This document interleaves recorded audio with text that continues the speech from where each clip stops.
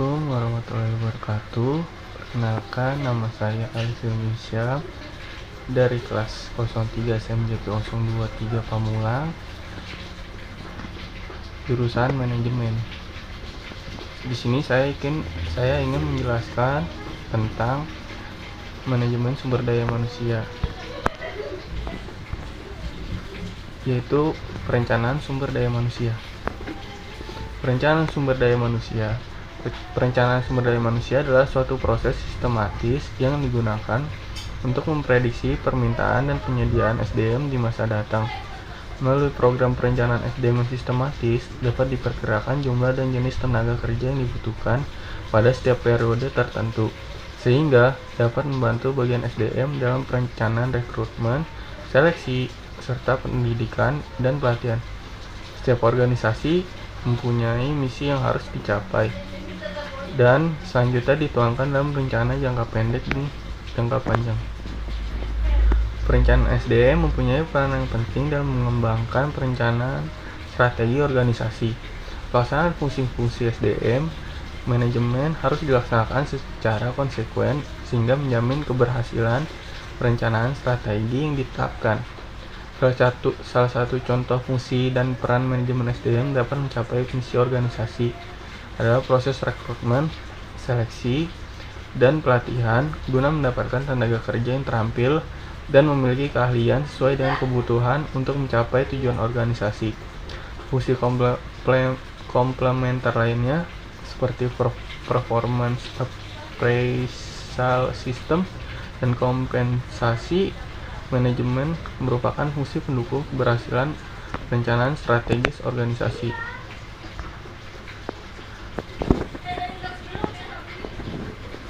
Perencanaan membantu manajer pada berbagai tipe organisasi dan sumber daya manusia untuk mencapai kinerja yang lebih baik. Karena yang pertama ada untuk perencanaan berorientasi pada output, yang kedua perencanaan memberikan arah pada orientasi kinerja, 3. Perencanaan berorientasi pada prioritas, 4. Perencanaan ini memfokuskan pada hal yang penting untuk mendapat perhatian yang utama, dan yang terakhir perencanaan berorientasi pada perubahan. Selanjutnya ada metode informasi dan peramalan tenaga kerja. Metode perencanaan sumber daya manusia dikenal atas metode non-ilmiah dan metode ilmiah. Diartikan bahwa perencanaan SDM hanya didasarkan atas pengalaman, imajinasi, dan pemikiran-pemikiran dari perencanaan saja. Perencanaan SDM semacam ini resikonya cukup besar. Misalnya, kualitas dan kuantitas tenaga kerja. Kerja tidak sesuai dengan kebutuhan perusahaan, akibatnya timbul pemborosan yang merugikan perusahaan. Metode ilmiah yang seperti saya sebutkan tadi diartikan bahwa perencanaan SDM dilakukan berdasarkan atas hasil analisis dari data, informasi, peramalan dan perencanaan. Metode ilmiah merupakan suatu cara sistematis yang digunakan oleh para ilmuwan untuk memecahkan masalah yang dihadapi. Metode ini menggunakan langkah-langkah yang sistematis, teratur, dan terkontrol. Sedangkan metode non-ilmiah merupakan suatu cara yang digunakan untuk memecahkan masalah. Namun, dalam pemecahan masalah tersebut hanya berdasarkan pada pendapat atau anggapan dari para ahli pikir atau dari para penguasa yang dianggap benar. Selanjutnya, apakah data dan informasi itu? Data adalah kejadian-kejadian nyata pada masa lampau, baik data sekunder maupun data primer. Sedangkan informasi adalah hasil proses data serta memberikan informatif atau informasi kepada penerimanya. Perencanaan SDM baru dapat dilakukan dengan baik jika informasi tentang job analisis organisasi, dan situasi persediaan tenaga kerja yang diperoleh. A. Job analisis memberikan informasi tentang aktivitas pekerjaan, standar pekerjaan, konteks pekerjaan, persyaratan personalia, perilaku manusia, dan alat-alat yang dipergunakan. B. Job deskripsi memberikan informasi tentang tugas-tugas dan tanggung jawab seorang pejabat pada suatu jabatan. C. Job spesifikasi memberikan informasi tentang kualifikasi SDM yang akan menjabat suatu jabatan. Organisasi memberikan informasi tentang hal-hal berikut. Yang pertama, ada tujuan yang ingin dicapai, apakah laba atau memberikan pelayanan. Yang kedua, jenis organisasi, apakah organisasi lini dan staf, fungsional, dan komite. Dasar pendepartemenan dan struktur organisasi.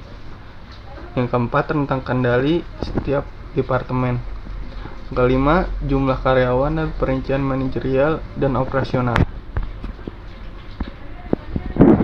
Selanjutnya ada peramalan. Perencanaan SDM yang baik adalah jika ia dapat meramalkan masa depan dengan cara memproyeksikan hasil analisis informasi yang diperolehnya.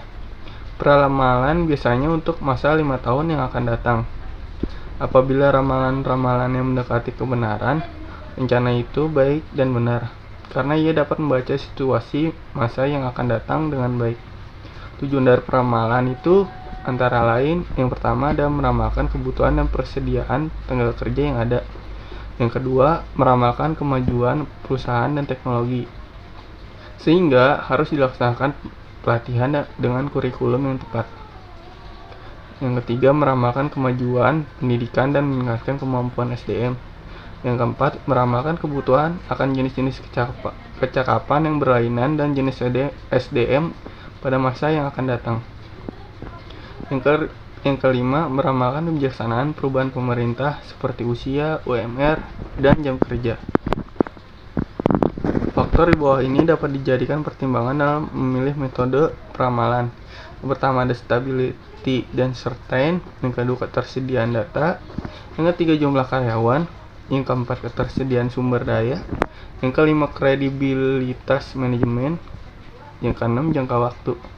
Dan ada juga beberapa teknik peramalan yang dapat direkomendasikan pada organisasi, yaitu yang pertama ada teknik PLP, yang kedua ekstrapolasi, yang ketiga analisis komputer, yang keempat indeksasi, yang kelima new future analisis, yang keenam analisis Markov.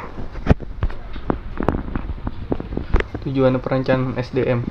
Adapun tujuan perencanaan sumber daya manusia menurut Dr. Andes Melayu SP Hasibuan, yaitu untuk menentukan kualitas dan kuantitas karyawan yang akan mengisi semua jabatan dalam perusahaan. Yang kedua, untuk menjamin tersedianya tenaga kerja baik masa kini maupun masa depan. Yang ketiga, untuk menghindari terjadinya tumpang tindih dalam pelaksanaan tugas. Yang keempat, untuk mempermudah koordinasi, integrasi, dan sinkronisasi atau KIS, sehingga produktivitas kerja meningkat. Dan yang terakhir, untuk menjadi pedoman dalam menetapkan program penarikan, seleksi, pengembangan, kompensasi, pengintegrasian, pemeliharaan, dan pemberhentian karyawan. Selanjutnya, manfaat perencanaan SDM. Secara umum, manfaat perencanaan akan memberikan nilai-nilai positif bagi kepentingan organisasi. Fokus pada perencanaan saja akan merugikan organisasi, karena mengabaikan fungsi-fungsi yang lain. Jika perencanaan sumber daya manusia dilakukan dengan baik, akan diperoleh keuntungannya, yaitu sebagai berikut. Yang pertama, manajemen puncak memiliki visi yang lebih baik terhadap aspek-aspek sumber daya manusia. Yang kedua, manajemen dapat memprediksi adanya ketidakseimbangan yang mempengaruhi biaya sumber daya manusia menjadi tidak terkontrol. Yang ketiga, memungkinkan penarikan karyawan baru secara terkontrol. Yang keempat, koordinasi sumber daya manusia berjalan lebih baik. Yang kelima, melalui perencanaan sumber daya yang matang, efektivitas kerja juga dapat lebih ditingkatkan. Apabila sumber daya manusia yang ada telah sesuai dengan kebutuhan perusahaan, berdasarkan hal-hal tersebut dapat diketahui manfaat dari perencanaan sumber daya manusia dalam suatu perusahaan sebagai sesuatu yang sangat penting demi kelancaran dan tercapainya tujuan dari perusahaan.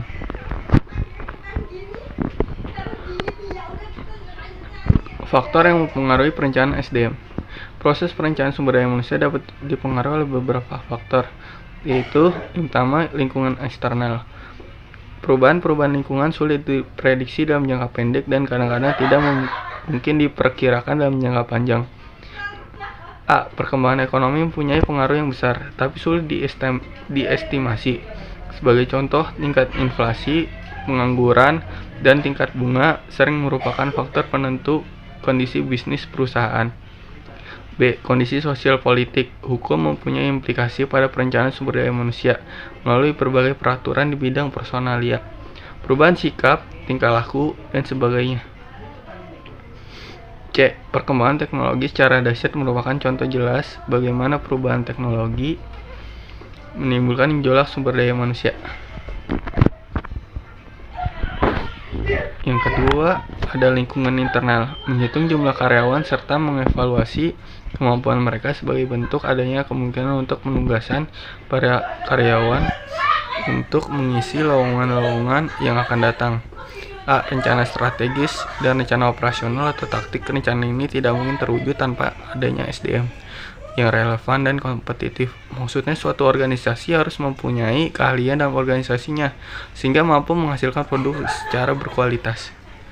B. Faktor bisnis baru dan memperhatikan lingkungan dan kemampuan menganalisis dan memanfaatkan informasi selalu terbuka peluang bagi organisasi. Metode perencanaan SDM. Dalam memilih jumlah pegawai yang dibutuhkan, perusahaan bisa menggunakan dua metode, yaitu metode yang pertama sering disebut sebagai metode trend analysis. Metode ini digunakan untuk memprediksi kebutuhan rekrutmen baru berdasar tren jumlah karyawan di masa lalu. Misalnya jumlah teknisi pada setiap akhir tahun selama 5 tahun berturut-turut dihitung dan dicatat.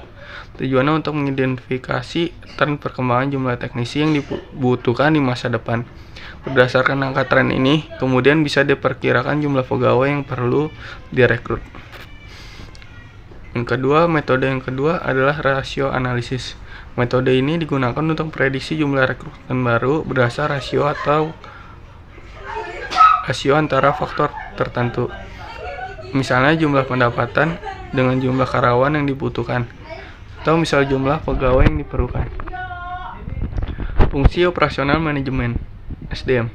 Dasar dari penunjang SDM adalah fungsi operasional. Ini adalah fundamental dari pelaksanaan proses manajemen SDM yang dinilai efisien dan efektif untuk mencapai tujuan perusahaan. Secara singkat, terdapat 5 fungsi operasional yang diuraikan seperti yang di bawah ini. Yang pertama, fungsi pengadaan adalah proses penarikan atau seleksi, penempatan, orientasi, dan induksi untuk mendapatkan karyawan yang sesuai kebutuhan perusahaan atau the right man in the right place. Yang kedua, fungsi pengembangan adalah proses peningkatan keterampilan teknis, teoritis, konseptual, dan moral karyawan melalui pendidikan dan pelatihan. Pendidikan dan latihan yang diberikan harus sesuai dengan kebutuhan pekerjaan masa kini maupun masa depan. 3. Fungsi kompensasi adalah pemberian balas jasa langsung dan tidak langsung berbentuk uang atau barang kepada karyawan sebagai imbal jasa atau output yang diberikannya kepada perusahaan. Prinsip kompensasi adalah adil dan layak sesuai prestasi dan tanggung jawab karyawan tersebut.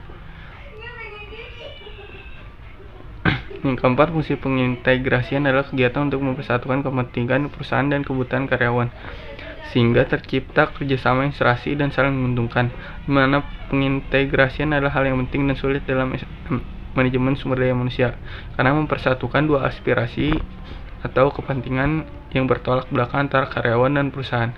Fungsi yang terakhir, fungsi pemeliharaan adalah kegiatan untuk memelihara atau meningkatkan kondisi fisik, mental, dan loyalitas karyawan agar tercipta hubungan jangka panjang. Pemeliharaan yang baik dilakukan dalam program K3, keselamatan dan kesehatan kerja. Cukup sekian dari saya, kurang lebih mohon maaf. Assalamualaikum warahmatullahi wabarakatuh.